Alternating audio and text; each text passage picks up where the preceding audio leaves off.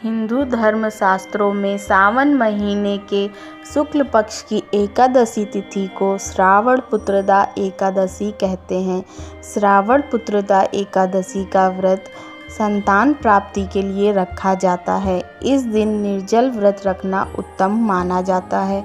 पुत्रदा एकादशी व्रत के दिन एक बूंद भी पानी नहीं पीना चाहिए। हालांकि निर्जल व्रत यदि संभव ना हो तो आप फलाहार भी रख सकते हैं। श्रावण शुक्ल पक्ष एकादशी तिथि का आरंभ 18 अगस्त 2021 दिन बुधवार प्रातः 3:20 से शुरू हो रहा है। सावन शुक्ल पक्ष एकादशी तिथि का समापन 19 अगस्त 2021 गुरुवार रात 1:05 पे समाप्त हो रहा है। श्रावण पुत्रदा एकादशी का व्रत 18 अगस्त को रखा जाएगा। श्रावण पौत्रदा एकादशी व्रत का पारण 19 अगस्त को है।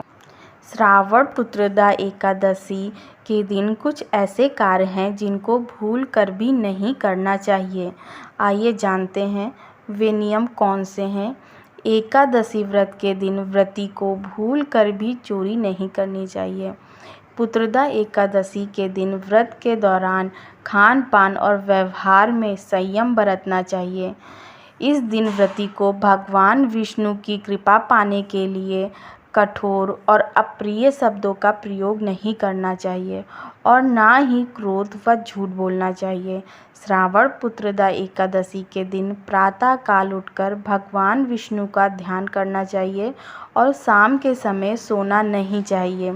पुत्रदा एकादशी का व्रत निर्जला और फलाहारी या जलीय व्रत रखा जा सकता है। पुत्रदा एकादशी व्रत रखने वाले सामान्य लोगों को फलाहारी या जलीय उपवास रखना चाहिए।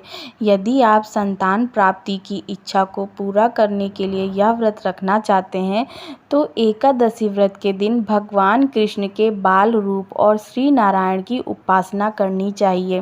व्रत से एक दिन पूर्व सात्विक भोजन करना चाहिए। प्रातःकाल स्नान के बाद व्रत का संकल्प लें।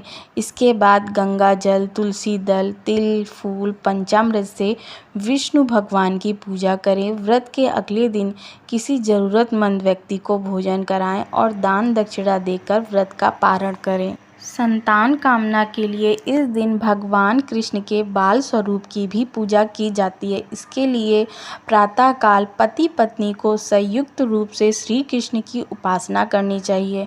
उन्हें पीले फल, पीले फूल, तुलसी दल और पंचामृत अर्पित करें। इसके बाद संतान गोपाल मंत्र का यथासंभव जप करें। मंत्र जप के बाद पति पत्नी संयुक्त रूप से प्रसाद ग्रहण करें। एकादशी के दिन भगवान कृष्ण को पंचामृत का भोग लगाएं। जिनकी संतान नहीं होती हैं वो अगर श्रद्धापूर्वक पुत्रदा एकादशी का व्रत करते हैं तो उनकी हर इच्छा पूरी होती है। भगवान श्री विष्णु और हरि की कृपा बरसती रहती है।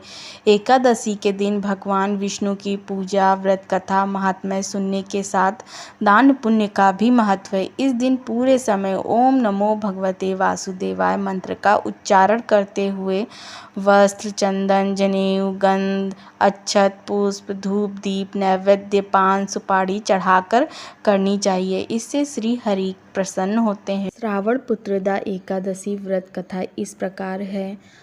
पद्म पुराण में उल्लेख है कि द्वापर युग में महिष्मतिपुर के महाराज महिजीत बेहद शांति, धर्म प्रिय और प्रजापालक थे, लेकिन वह निसंतान होने से काफ़ी दुखी रहते थे।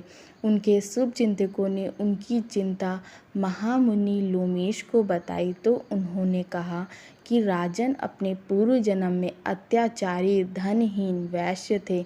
एक एकादशी पर दोपहर में वे प्यास से व्याकुल होकर जलाशय पहुँचे, जहाँ गर्मी से परेशान एक प्यासी गाय पहले से ही पानी पी रही थी, लेकिन उन्होंने उसे रोक दिया और खुद पानी पीने लगे।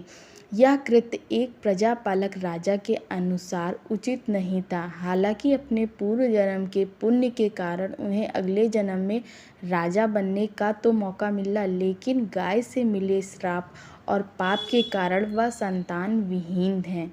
महामुनि ने उपाय बताया कि अगर राजा के शुभचिंतक श्रावण एकादशी तिथि को पूरे विधि विधान से व्रत रखकर उसका सारा पुण्य राजा को दे दें तो निश्चय रूप से उन्हें संतान प्राप्ति होगी।